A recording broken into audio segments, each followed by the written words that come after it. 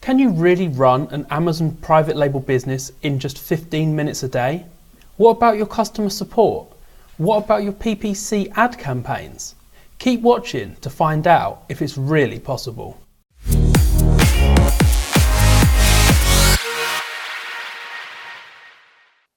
Today on E-Commerce Heroes, I'll be talking to Adam Hudson about how he generates $1 million of sales through his private label business in just 15 minutes a day. As well as being a private label seller, Adam is a serial entrepreneur and the founder of Reliable Education, who provide training courses for online sellers. This month's video sponsor is Informed.co, previously AppEagle, who provide analytics and repricing tools for Amazon sellers. So Adam, when we profiled you on the site back in 2016, you told us that you only spend 15 minutes a day on your business. Is that still the case? And if it is, how is that possible? Yeah, look, it's a really good question. I get asked about it all the time. And I actually do run it in probably less than that. And the reason, I know that sounds insane because you're talking about an hour and a half a week. I probably spend even less than that now. I have 2 part-time employees now. I have a lady who runs all of my PPC, my my Amazon PPC. And I have a company that manages all of the email management, a company called Zon Support. And all they do is look after the inbound emails and so on for me. So my products are super established now. I have new competitors coming all the time, and we keep a little bit of an eye on that, but we've got such a massive lead in terms of reviews and so on that, and I made a conscious decision not to scale for a few years. For the last couple of years, I haven't added hardly any new products at all. I've just enjoyed owning a solid portfolio of Amazon products. And I think that people hear stories like yours and they see Amazon as a really attractive place to start their online business. And because of this, very often they'll have decided to sell on Amazon before they've actually got a product to sell. So how should sellers go about finding the right product? Yeah, well, look, I think, the 15 minutes a day thing is kind of, it's deceptive in the sense that people have this vision of only ever working 15 minutes a day, and that simply wasn't the case. The first year or two, I put a lot of work into the business, and it was not 15 minutes a day. In order to end up at 15 minutes a day, you need to do some things right in the early stages, and you have hit, the same as Andy did, right on the head of the most important piece, which when I started teaching Amazon wasn't actually taught as that hot a subject. And I always saw it as the only subject, which is, what do I sell? Because what you sell will determine ultimately what kind of business you have, how successful your business will be. It is really the end game. So what I always talk to people about is just basic common business sense, that Amazon is a really competitive marketplace and getting more and more competitive as more and more people hear stories of mine and many, many other people who are successful on Amazon around the world. And so in order to select a winning product, the first battle you have to win is visual differentiation. I always say that Amazon is like the world's most shallow dating site for products. So if you think of something like Tinder, you put in, you're looking for a guy or a girl, and you swipe left or right based on one photo. And it's the same in Amazon. So the way to win that visual differentiation war is, have a product that's visually differentiated in an appealing way and photograph it beautifully. That's the first thing to have. And if you've got a Me Too product or a product that's fairly the same as everything else, you're just trying to differentiate through the logo or the branding, that's not enough anymore. Generally, unless you've got really, really lazy competitors, you need to find something unique. And I often say, look outside of Amazon. So if you're looking to sell, like a coffee tray, what I would do is go to Pinterest and type in amazing coffee trays, find something beautiful that might be for sale on, something like Etsy or somewhere else in the world that's not on Amazon, and bring it to Amazon. And I think that kind of thinking of bringing something new to the market that is beautiful, highly differentiated visually, that's the biggest and most important thing to start with, in my opinion. So I guess the next step after that is to source the product. So what's the best way that you've found to research suppliers? I think the best way now is to find a sourcing agent. And the best way a lot of people get fixated on this idea of finding the cheapest supplier. But in business, nothing comes for free, right? So if it's cheapest, it usually means you have to put the most work in and so on. What I'm looking for is an economic outcome. I'm looking to build a business where I make a profit and I have a life. That's my outcome. A life that I like, not a life that's always solving problems and negotiating over the last little cent. So if you go to Upwork or even do a request for quotation on Alibaba, which is Alibaba's a big sourcing site, 10 million factories on there. If you do what's called an RFQ, request for quotations, you'll get a lot of what they call trading companies telling you they can get that product for you. Now, they're not the factories, but they can get to the factories and source it. And you'll often find that if you deal with that middleman, you will pay a slight premium because that person's being paid, but you'll also be dealing with somebody that speaks really, really good English and makes your life a lot easier. Or go to Upwork and find a Chinese national who speaks perfect Chinese and really solid English, and then work with them and incentivize them so that their interests are aligned with yours.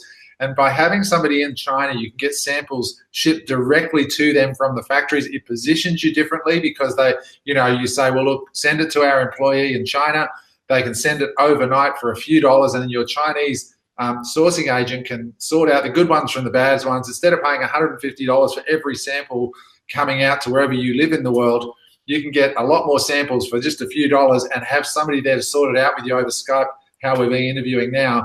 And it saves you a lot of time, gives you a lot of credibility. And when you have a Chinese person on your team, you can get much better deals when you've got somebody who speaks the language and can be more in the Chinese mindset. So I think a combination of Alibaba and a sourcing agent, or somebody who works for you from Upwork, or somebody who just does that as a living, is a really smart play. And when it comes to negotiating with suppliers, in 2016, you told us that you like to pay 20% more than the suppliers quoted you. Why did you start doing that? Well, it's not that I like to pay 20% more. It's I like to ask what 20% more would get me. And there is a difference there, because the point of the question is not to pay more. Nobody in business wants to pay more.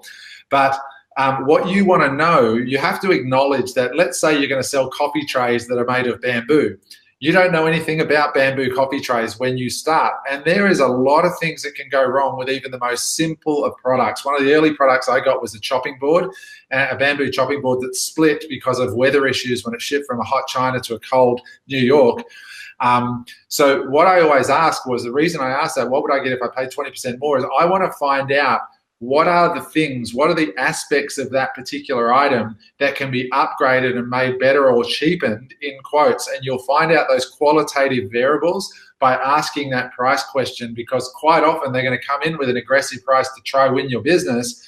And then you start to win their respect when you show that, hey, look, I respect the price, but I also want to understand the product and what I'm actually getting. Because the one thing about Amazon is that it is a naked platform. If you have a bad product, it might be cheap to buy, but it'll cost you your whole Amazon career if it doesn't work or it breaks, because people will review a bad product far more regularly than they'll review a good one. So I asked the question as a means, as the Trojan horse, to extract all the things I don't know about where I could be making a mistake in buying, and then I negotiate from that point. So looking at your business as a whole, I think people love the idea of eventually working 15 minutes a day. But you also mentioned that you kept your profits in your business for between 3 and 5 years, which I don't think is going to be so popular because it doesn't sort of fit with that sort of dream scenario. So why is that so important? Right. Well, everybody watching this who's interested in an Amazon business is not really interested in Amazon business. What they're interested in is the money that the Amazon business will bring them, hopefully without having to exchange their time for it. So it's pure mathematics, right? So if you read the book Shoe Dog by Phil Knight, the founder and CEO, former CEO, now the chairman of Nike, he talks about in the book how he was flat broke until the day he took Nike public, at which time they were doing $270 million a year in sales, but he was still broke because every dollar he made, he put back into inventory because the demand for his products was much, much stronger than his financial capacity to feed the demand. And the same is true of Amazon. If you want to retire out of an Amazon business, it is just how much inventory you have. If you have $100,000 of inventory turning over 4 times a year at a 30% margin, you're going to get $30,000 every time that 100,000 rolls over. So in that scenario, it would be $90,000. So $30,000 out of 100, 3 times a year. So most people, when they start, don't start with $100,000 of inventory. They start with 10,000. So in order to get to that financial result where they're just turning their money over every 3 or 4 months at a margin, to grow that asset base, you have to leave your profits and compound them until that 10,000 grows to the 100,000. So people always ask me, when can I retire? And I always say, well, it depends on what you need to retire, right? And that's where things like air freight versus sea freight really come into a massive importance. Whereas, if you're air freighting stuff, you can have your money turning over much faster than you can if you're sea freighting stuff. And therefore, you can get to the financial outcome with far less capital because you're turning the money more regularly. So there's all kinds of little variables like that. It really is just mathematics at the end of the day. And if you're pulling that, I always say to people, start an Amazon business as a side hustle, so you don't put any, time pressure on yourself. And if you keep taking the profits off the table, it's like trying to start a fire and taking off the logs. You can't do that. You got to keep leaving the logs on, and as you get another log, you throw that in. You don't pour water on it by using the money. So I did that. I started off, with 5 or 6 years ago, and I didn't buy anything for 3 years. And then I bought myself something after 3 years. I bought myself a present. But to this day, I still don't draw a salary out of my Amazon business. It just sits and compounds. You've obviously built a very successful Amazon business that is now well established. But what would you say to sellers who are watching this and they want to build a lean business like yours with their private label product, with the eventual goal of only working a couple of hours a week? Yeah, well, look, I think number one is don't set yourself up to fail by having unrealistic expectations. Expect it to take 3 to 5 years before you can retire out of the business. Expect it to take 9 to 12 months to get your first product live if you do it properly, because it's tedious at the beginning. You're learning about Amazon and you're dealing with suppliers and you're getting bad samples and then all that stuff like sourcing and packaging and photography and all that stuff. The first time you do it is really, really hard. And most people set themselves up to fail by having unrealistic expectations. Our students do really well because they expect not to be making $100,000 a month in a year. They expect just to have 1 or maybe 2 products live by that point and just basically finished grade 1. And there's a fantastic article that was published by Market Pulse showing that something like 98% of people who open an Amazon seller account are not open a year later. 98%. So at our business, we celebrate when somebody goes live because they're now in the 2% of people who actually made it onto the Amazon platform. And so expectations, the first one. And the second one is strong visual differentiation with your product and a strong business, I call it gas factor. I'm Australian, so we're a little crass. I'm going to leave the last one off, but it's give a SH. So sell products that people give a SHIT about, and if you sell products that people give that about, they're going to be prepared to pay a slight premium for a beautifully designed product. They're going to go past page 1 when they're shopping because they care about what they're buying. Whereas if you're selling tissue paper versus wedding dresses, nobody's going to go past page 1 for tissue paper. But if you sell something that people are emotionally involved in and care about anything that goes in a home, that kind of stuff, you've got a better chance of getting those small premiums by putting your time and your love into the product and the listing. And that has been my secret. I really put myself in the shoes of the customer from day one and created a beautiful product that I'm proud to own and that people care about. So I guess in very, very compressed way, there's some essential tips. Well, Adam, thanks for joining me and thank you for your advice. I'm afraid that's all we've got time for today.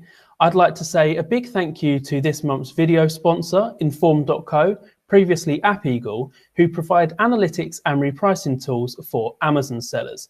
I'd also like to say a massive thank you to everyone for watching, and we'll see you again for another episode of E-Commerce Heroes here at Web Retailer. Goodbye.